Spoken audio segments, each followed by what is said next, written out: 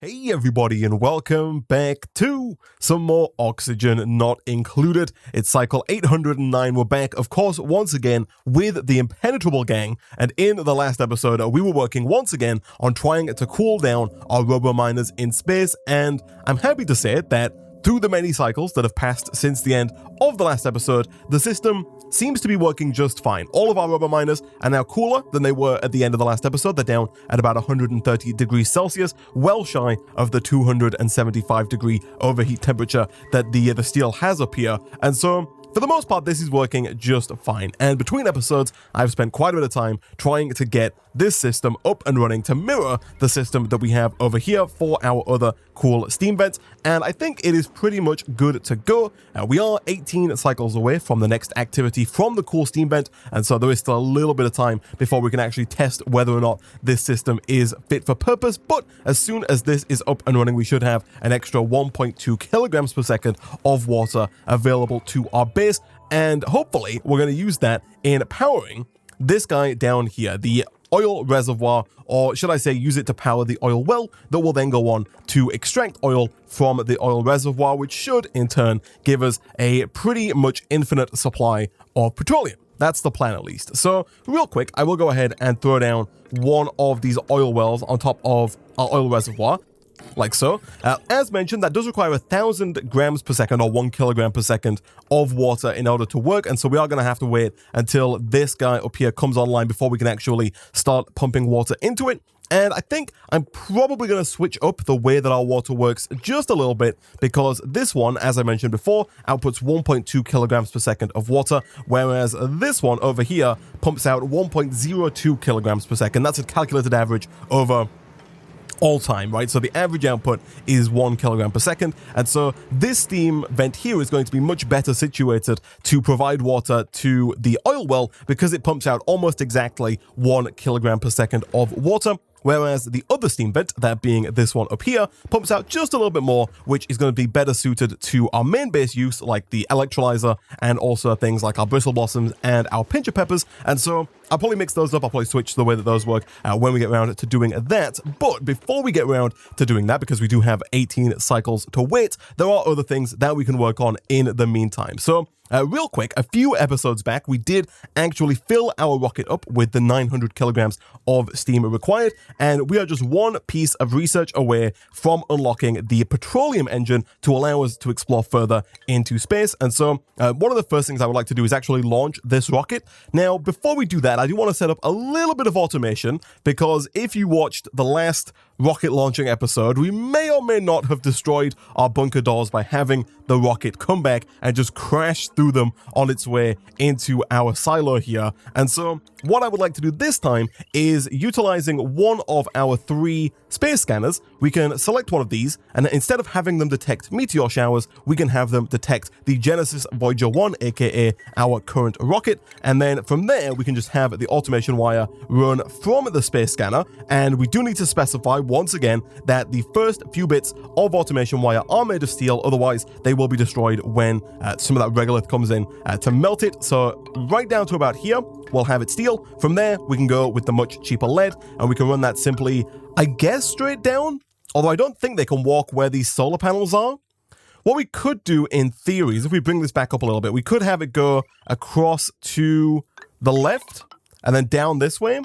It's definitely a little bit more janky, and definitely is going to require a ladder over on the right side here, but I think that's going to be a bit more practical than trying to have it run straight through the solar panels. But nevertheless, we'll have that run across, and what we're going to do in this scenario, instead of having a NOT gate like we do up here, is we're just going to run the wire essentially straight through to the bunker doors, because in this scenario, we want the doors to be open when there is nothing detected and then closed when something is detected. However, with the other bunker doors over here, we want them to be closed pretty much at all times. There's no reason for these doors to be open, even if there is no meteor shower coming in. And then once the scanner detects a rocket, we then want it to open and let the rocket come in. So this thing will output a red signal pretty much all of the time when there is nothing detected. As soon as it detects the rocket, it will then send a green signal, which will open the bunker doors and allow our rocket to hopefully land inside without taking permanent damage. That's the plan, at least. So we'll have this run through the floor. Right about here, we'll switch back over to steel wire, just so we can actually, again, make sure that nothing gets broken by incoming regolith and whatnot, because regolith is still going to hit this area of the base quite frequently. We are still going to have to clear out like all of the regolith that lands on top of the bunker door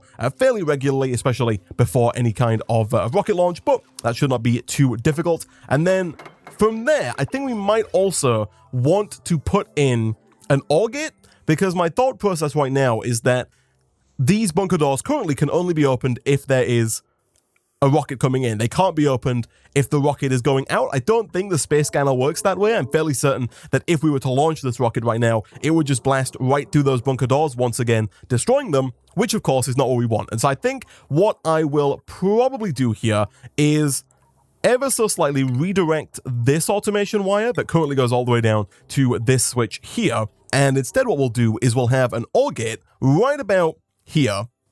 Actually, I guess we should probably rotate that, right? We should probably have that right about here, facing this way. And then from there, what we'll do is we'll have one bit of automation wire from the space scanner come in like that. We'll delete this automation wire for now, just so we can rewire in a second here. And then we'll have the other bit of automation wire. We'll also delete this bit here as well, go across and into there. So now what's going to happen is if either of these two inputs send a green signal, the doors will open. So if we flick the switch like we did in the past, the bunker doors will open and we can send the rocket out. We can then turn the switch off, the doors will close, and then hopefully what will happen is the doors will automatically reopen again when this space scanner detects that an object is coming in, because the way the OR gate works is that if either one of the inputs are green, it will then output a green signal. So ideally, this should be perfect and should allow us to have full control over opening the doors and have automated control over reopening them when the rocket comes back in. Good stuff. So speaking of space, we do also have the telescope here, and between episodes I have been going through clicking on new unknown destinations and letting Stinky analyze them here. So we do have a few more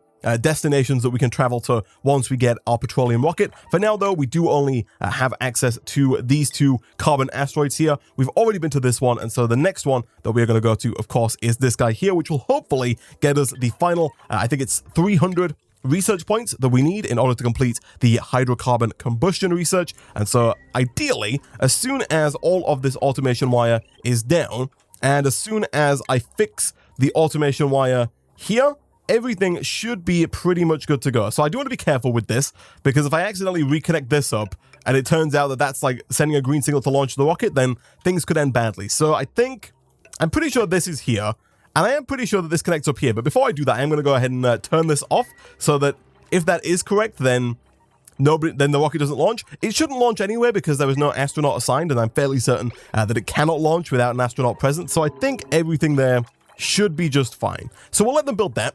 Another problem that we are having, and that you probably noticed at the start of today's episode, is sour gas, as well as, you know, a little bit of natural gas up here as well, but mostly the problem is sour gas. And really, sour gas is kind of a symptom of the problem. It's not the cause of the problem, because right now you'll notice that the sour gas has managed to make its way all the way up to the top of the base, and you'll notice it's actually managed to make its way into the base. And if we look at the gas overlay, we now have a substantial amount of both sour gas and natural gas sitting at the bottom of our base, which is not ideal. It's not a huge deal, because there's not much down here that our duplicants use on a regular basis, but we do want to make sure that we don't fill the base up with sour gas to the point where our duplicants can no longer breathe. And so what I did do is I put in a heavy watt joint plate here to hopefully slow down some of the sour gas that previously was kind of flowing through the hole in the floor here.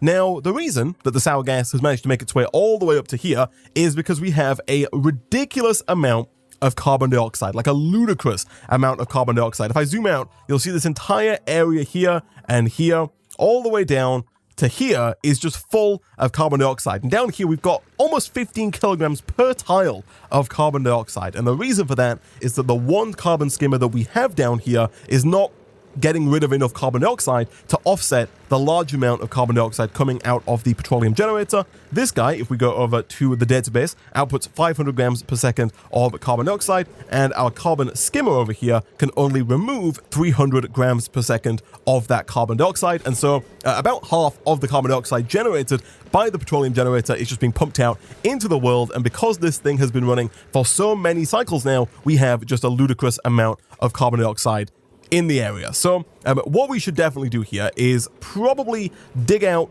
these tiles, or dismantle these tiles, and then dig out this area a little bit and make room for 1, potentially 2 more carbon skimmers. We only need 1 more to actively get rid of the carbon that's coming out of here. That would take us up to 600 grams per second, and it would get rid of a little bit of excess carbon as well. But in the interest of kind of accelerating the process, I might put down 3 carbon skimmers, because it really doesn't hurt us too much. Once there's not enough carbon in the atmosphere, then the excess carbon skimmers will just stop working. They won't use power or anything like that. And considering that the carbon skimmers essentially only use power in the form of both themselves and the water sieve, we shouldn't have any problems here. There was another issue as well, and that is that previously this water sieve was set to priority 5, and so it wasn't actively being provided with the filtration material needed in order to actually filter the water, and so that kind of compounded the issue into this excessive amount of carbon dioxide that we have right now. But nevertheless, it's now up at priority 9. I think I will change that to priority 8, and I think I will also change a few other things here to priority 8 as well, like our metal refinery can probably be bumped down now. We're not in dire need of steel at this moment in time, and also stuff like these guys over here no longer need to be priority 9. It is good to make sure that they have enough filtration material in there to get rid of any polluted oxygen, but right now there isn't really much around here that they have to worry about, and so lowering that priority shouldn't be a huge deal. Another thing that people pointed out in the comment section that completely slipped my mind in the last episode when we were trying to automate the disabling of our bristle blossom farms is the lights. Of course, the bristle blossoms will not grow if there is no light here, and so a much easier way of doing this setup here would have been to essentially just run the automation wire to the lights as well, and I think I will do that. I'm going to hold off for now because we do still need an excessive amount of food, and so it is going to be quite a while before our fridges fill up, because as you can see, although we were up at like 350,000 kilocalories in the last episode, we're now down at a measly 77,000, which is more than enough for our colony, but is definitely not enough to fill 2 refrigerators worth. So for now, we don't have to worry about that, and I do want our duplicates working on bigger and better things, but it is something that I will bear in mind the next time we get a little bit too close to capacity on those fridges there. So how are we doing over here? Is this rocket ready to launch? I think it is. I'm going to set the priority of this switch here up to priority 9, because right now it is still green. As soon as that is toggled off, we can then reconnect the automation wire and send Stinky out into space once again to hopefully get that petroleum generator unlocked. Now, I don't know quite how much petroleum we actually need per space mission. I'm hoping it's not too large of an amount, although we do have an extensive amount of petroleum at the bottom of the base here. It is slowly but surely depleting. You'll see we're almost like a third of the way through this big old tank here that once was almost full. And so until we get this oil well online, which by the way does look like it needs some kind of foundation, I think I will go ahead and throw some insulator tile down. I assume it goes here, would be my assumption. Like that. It does kind of look like it's covering up the oil reservoir, but I think this should be fine. This pump does need to stay here. It's still going to go the same way here. It's going to send the oil round through the metal refinery. And speaking of the metal refinery, one other thing that I would like to kind of set our sights on as kind of a late game goal now is trying to get the monument. I've mentioned this a few times before in the series, but I think we're finally reaching the point where it could be possible for us to build this giant 3-part duplicate monument. Now, to make it, we do need a ridiculous amount of steel. Each piece requires multiple tons of steel. It's 5 for the head, 5 for the body, and then 7.5 for the base. That's 17.5 tons of steel required in order to build this thing, and right now we are down at 2.5 tons. So, you know, about 15 tons shy of where we need to be. Everything else I don't think is too difficult here. The obsidian, we can just dig out. The diamond, I actually think we have. The plastic, I'm fairly certain we also have. We do need to get some ceramic, 2,500 kilograms, but again, that should not be too difficult. We can just get our kiln to start making that from our large reserves of clay. We've got 119 tons of clay sitting around in our storage right now. So hopefully we can get that built at some point. It doesn't serve any purpose apart from being a decor bonus. It's really just kind of an end game goal to be able to build something so massively unnecessary out of steel. But before we get to that, we should probably focus on things that are a little bit more necessary to our colony's survival, that being our carbon skimmers. So I will throw down 2 more of these. And actually, I think what I'll probably do here is put 3 here and then move this one, because really what we want to have here is we want to have all of the clean water going kind of to all of these and all the polluted water coming back out to make a bit of a cleaner setup, it is going to make life a little bit awkward in terms of airflow. We might have to dig out like this area here and maybe put some airflow tile up here to try and, lure some of that carbon dioxide back down as we start to get rid of it, because this is kind of, pushed away in a corner right now. So we might have to do that. But for now, I think this will work fine. We can deconstruct this, and I will also deconstruct a couple of the pipes here as well. We'll get rid of all of these and also these two here.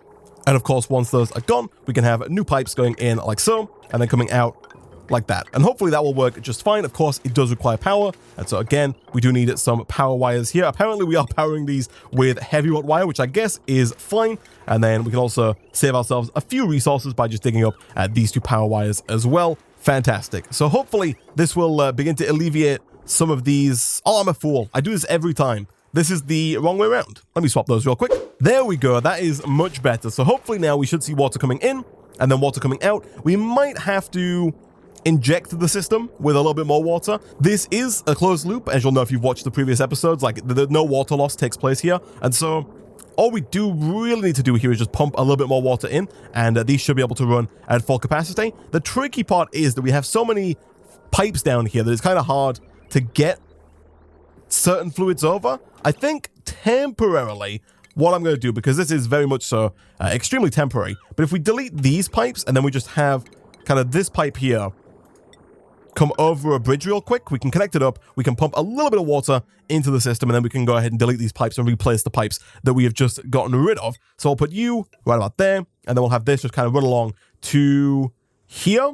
Although I guess realistically we want this to go kind of up to here, which is also really awkward. I think we want to do it here just because I don't think they can reach up to this kind of fourth pile. So real quick, we'll do this. We'll do this. We'll let them go ahead, build that, fill that up. I'll set that to priority 8 so they can get that done. And then once that is done, we can then go ahead and reconnect this pipe and everything should be working just fine. While they do that, let's go take another look up at our space setup. How are we doing over here? It looks like everything is pretty much ready to go. So let's go ahead and assign Stinky to the rocket. I will also put this to priority 9, which it already is. Fantastic. So he should be in here any second now. It is a little surprising that no oxygen is required. Launch path blocked. Okay, so let's open up the bunker doors. And I'm still not quite sure why the wire here shows above the switch. That's a little awkward, but hopefully that will work just fine there. We will then also go ahead and let me check I get the right one. Yes, we will toggle this switch as well to retract the gantry,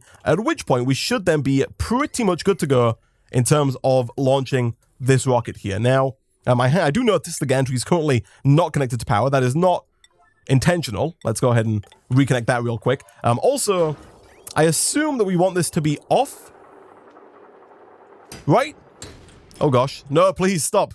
I guess it's not a huge deal if the meteors come through here. The rocket can withstand heats up to 2,000 degrees Celsius, and so even the hottest of regolith here is not going to cause any damage to the rocket itself. It will damage things like our ladders and potentially like our automation wire and whatnot, but for the most part, it's not going to actually damage the rocket itself. So I think this does need to be off. I think I was wrong there. Let me bump that up to top priority. I would really like someone to come and disable that. Beautiful. And I think we're good to go. Launch path blocked, missing gantry. Do I need to select a destination? I believe I do. I would like you to head to this carbon asteroid here. Launch mission, and then of course, turn that on. I can lower the priority of this again now. It doesn't need to be a top priority, but we've turned that to on. It's green, and boom! The rocket is out of here. Nice. Okay. Let me check the star map real quick. How long? 2.7 cycles is how long it's going to take there. Of course, now we do want to go ahead and turn this off. So that's going to close the bunker doors, and we're going to get to see whether or not our new automation wire system is actually going to work. I think it should. It looks like everything is hooked up correctly. The OR gate worked just fine that time, and so ideally, these are going to close now. They're going to protect everything that's already in here, and then when the rocket comes back, they should automatically open up, and we should have no crashes whatsoever. We could probably also actually do a similar thing with the gantry, now that I think about it, because we do want the gantry to extend so that Stinky can get out without us having to manually come up and re-engage the gantry. Now, I'm not too sure how we'd go about doing that. We could, for example, just hook it up directly to the gantry and put like an OR gate down again, and that would extend it as the rocket was coming in, but as soon as the rocket got back, presumably this would then return to being red, to being off once again. And so what we might have to do is put in some kind of buffer gate to make sure that the gantry stays extended for like the whole time that Stinky is here. Although I think for now I'm just going to leave it. I'm going to have to put some thought into like a better system for that because I don't think that's going to work. I don't know if, for example, if a rocket comes through and hits the gantry, like if the gantry is extended when the rocket comes in, does that break the gantry? Is the gantry built to withstand that? I don't know. It does have a high overheat temperature, but then again, I don't know if just the impact alone would break it. You know, the bunker doors also have an overheat temperature and they were still broken by the rocket there. So I'll see what happens. We might come back to that in the future. For now, I don't think it's too big of a deal for us to come and manually toggle this switch anytime Stinky returns in a new rocket. So that is fine. How are our carbon skimmers doing? They're probably completely full of oil. Gosh dang it. How have we managed that is a good question. I believe we have managed that from the pipes coming backwards. Yeah, they've come, instead of going this way, they've then come down this way. Okay, let me fix this. I think what we are likely to do here, it's annoying as well because we could connect to this pump, but this pump has both polluted and regular water, which makes it a little awkward to deal with, and there's no like source of clean water around here. Okay, let me empty these pipes out. Let me try and fix this real quick. Okay, so a little while later, and we've got pretty much all of the oil out of the system here. I think there is still one little dot of oil that's going around, like the size of this polluted water dot, and I'll try and get that out when I see it, but it's kind of hard to get it when the system's still moving. Essentially, I just ran a pipe from here down and across. I also replaced the liquid pump here with a steel liquid pump because the water in here is now very, very hot, and so this was actually overheating. It was previously made out of iron. I've also scheduled a new pipe here because right now this is not working. You'll see all of these say pipe blocked, and that's because the pipe that the output pipe is connected to has liquid running through it, and if we delete this pipe and then move it so that they all go up before they go across, then that should fix this issue here. So get rid of all of those. Hopefully they can build these. I'm hoping that's not unreachable, and then at that point we can have output pipes come up, up, up, and then go across and down. So we will delete this one, and this one to prevent the water going over that way in the future, and at that point, hopefully, that should work out just fine. So I'll reconnect that up like that, and yes, now they should always have somewhere to send every bit of polluted water they have, and as soon as they get this little bit of pipe built back in, we should ideally see the system running perfectly. Yeah, there we go. So now they're online pretty much all of the time. The water sieve can handle like up to 5 kilograms of water per second, and these guys output nowhere near that much. It's only 1,000 grams per second. So we could handle up to 5 carbon skimmers on one water sieve, which is fantastic. And finally, let's go ahead and reinitiate, or reinstate, I should say, these missing insulated pipes here. Just as soon as the autosave is complete. There we go. I think I will change this real quick. Previously, a little while back, I don't think I mentioned it on video, but I did change my game settings from autosaving every 1 cycle to autosaving every 2 cycles, because as we get further and further on, now that we're at cycle 819, it takes a good chunk of time for that autosave to actually complete. And so I think I'm going to bring this down to like 5 cycles here, just so that we don't see that autosave quite so regularly. It does mean that if we have a crash or anything like that, that we're going to lose some stuff and we have to be a few cycles behind, but that is a risk I am willing to take. So our rocket has returned, and I didn't get to see it return, but I'm assuming... Oh no, these are broken. Okay, so maybe that didn't work. We do have some slightly broken automation wire, but I'm pretty sure that even slightly broken automation wire still works. I'm fairly certain. I wonder if we need like a buffer gate maybe?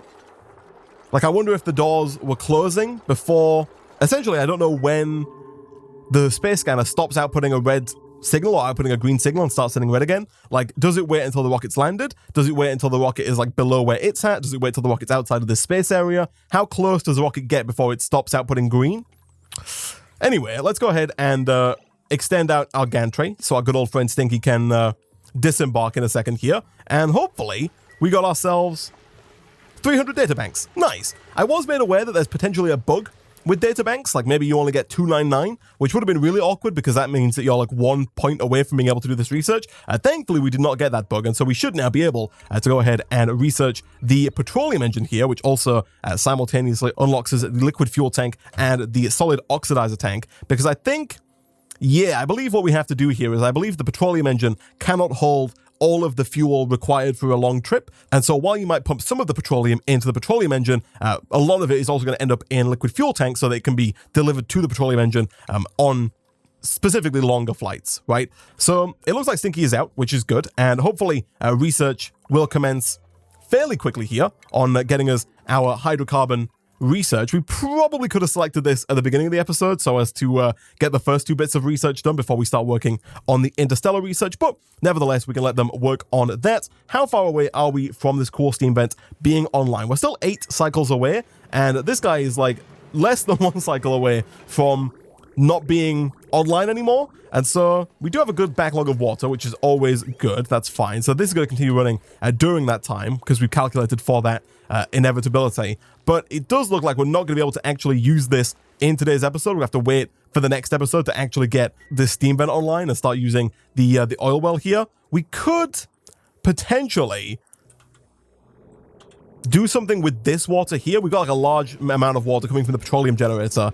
And I did mention previously that if you set this up in such a way that all of your oil generated by the oil well is turned into petroleum and then sent through the petroleum generator, you can actually net water. You can gain water from that setup. I don't think that's necessarily what we're going to do, mostly because we don't want to pump all of our petroleum into petroleum generators. We have other uses for that petroleum. And so I was contemplating potentially running some of this polluted water here into this water sieve and then having the clean water from the water sieve pump into the oil well just to kind of get this system going, because we have a little light on petroleum right now, although I think the problem with that is mostly a problem of not using the refinery. It's less of a problem of not having enough oil because we are still pulling from this kind of reservoir of oil over here. Also, we're getting steam up here.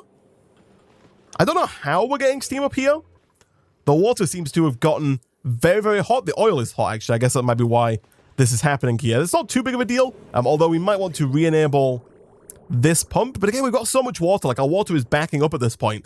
We've got so freaking much of it. And so turning that on is not really going to save us right now. I think for now, what I am going to do is I'm going to get us some more lime so we can actually start making more steel again, because we do need steel for everything, but also for our monument as well. So the only thing we're missing for steel right now is potentially some more iron. We're running a little low on that, but also mostly it is lime. So real quick here, let us go ahead and schedule some digs. I'd like to find a pretty large amount like this up here. So if we just schedule a ladder to go all the way up through here. We do have to be careful, by the way, around this area in particular, because I did have to put down a tile right here to stop oil flowing down into our kind of petroleum output slot.